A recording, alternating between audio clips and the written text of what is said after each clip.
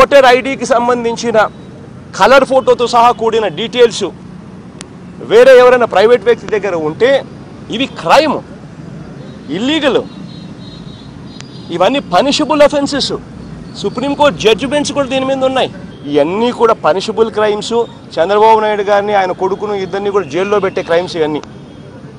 ఆయన ముఖ్యమంత్రి, ఆయన కొడుకు ఐటీ మంత్రి, ఇద్దరు కూడా ఈ నేరాలు చేసినందుకు ఇద్దరు కూడా జైలుకు పోవాల్సిన క్రైమ్స్ ఇవన్నీ. ఈరోజు ఫామ్ 7 పెట్టుకొని, ఫామ్ 7 అడ్డం పెట్టుకొని ఎవరెవరి ఫోటోలు అటాచ్ చేసి వాళ్ళ పేర్లు తీసి, ఎందుకు తెలుగుదేశం బలంగా ఉన్నటువంటి చోట తీశారు తప్ప బలహీనంగా ఉన్న చోట ఎక్కడా కూడా తీలే.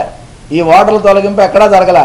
ఈరోజు ఒకటే అడుగుతా ఉన్నాం, ఎన్నికల అధికారులను కలుస్తూ ఉన్నాం, తప్పకుండా వాళ్ళ మీద చర్యలు తీసుకోవాలి. ఎవరైతే తమకు తెలియకుండా ఇతరుల ఓట్లను తొలగించారో వాళ్ళ మీద క్రిమినల్ కేసులు పెట్టాలి. ఎవరికి లేదు ప్రజాస్వామ్యంలో ఓట్లు తొలగించే అధికారం. తన ఓటు తను తొలగించుకోవడానికి కూడా ఈరోజు అప్లికేషన్ పెట్టినటువంటి పరిస్థితి చూస్తూ ఉంటే, కేవలం జగన్మోహన్ రెడ్డి ఏదైతే ఎలక్షన్ కమిషన్ కలిసిన తర్వాత దొంగ ఓట్లు నమోదు అవుతున్నాయని చెప్పిన తర్వాత ఆ రోజు నుంచి మొదలుపెట్టి 58 లక్షల ఓట్లకి ఎసరు పెట్టమంటే చూస్తూ ఉంటే ఈరోజు ఒకటే దుర్మార్గం. ఏదో విధంగా గెలవాలి, ఆ గెలుపు కోసం ఈరోజు దొరికే అడ్డదారులు ప్రజలు చూస్తూ ఉన్నారు. Hi friends, this is Abhi.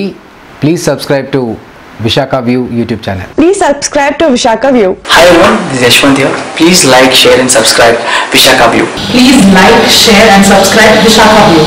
So my homeland Visakhapatnam. I love Vizag. Please subscribe Vishaka View. Thank you. Thank you.